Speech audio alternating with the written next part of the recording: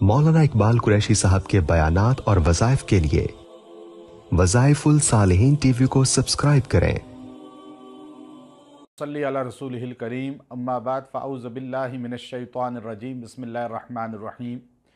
بہت سے احباب تشریف لاتے ہیں اور پریشانی کا اظہار کرتے ہیں کہ ہمارا گھر ہے سیل نہیں ہو رہا، ہمارے جو ہے فلاں گاڑی ہے وہ سیل نہیں ہو رہی، ہمارے جو ہے فلاں جو ہے چیزیں پھنسی ہوئی ہیں، پلاٹ پھنسا ہوا ہے، فلاں چیز جو ہے رکی ہوئی ہے، اب وہ فروخت نہیں ہو رہی، گھر کرائے پہ نہیں لگ رہا، اب دکان کرائے پہ نہیں لگ رہی۔ یہ ایسے مسائل ہیں جس کا شکار اکثر لوگ ہوتے ہیں، لیکن ان کو سمجھ نہیں آتی کہ وہ کیا کریں۔ اللہ تبارک و تعالی نے قرآن حکیم کے اندر ایک آیت کریمہ کو نزول فرمایا اور اس کا تعلق ہے ان چیزوں کے ساتھ۔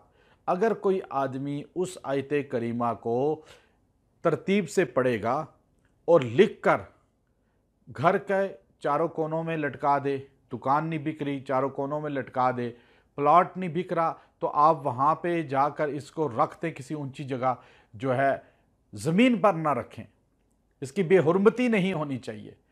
تو اب اس کا بہترین جو ہے اللہ رب العزت نے رزلٹ رکھا ہے، وہ آیت ہے فَاسْتَبْشِرُوا بِبَيْعِكُمُ الَّذِي بَایَعْتُمْ بِهِ۔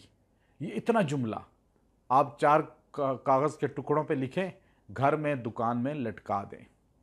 آپ اس آیت کریمہ کے حصے کو 111 بار 41 دن عشاء کے بعد پڑھ کے روز دعا کریں، اول آخر درود شریف پڑھ لیں۔ انشاءاللہ العزیز اس 40 دن کے عرصہ کے اندر یہ سیل ہو جائے گی، کرائے پہ لگ جائے گی اور اللہ رب العزت آپ کو خوشحال کر دے گا۔ اس آیت کریمہ کو آپ نے پڑھنا ہے اور باوضو پڑھنا ہے۔ اللہ تبارک و تعالی انشاءاللہ اس کا فیض آپ کو عطا فرمائے گا۔ وآخر دعوانا ان الحمدللہ۔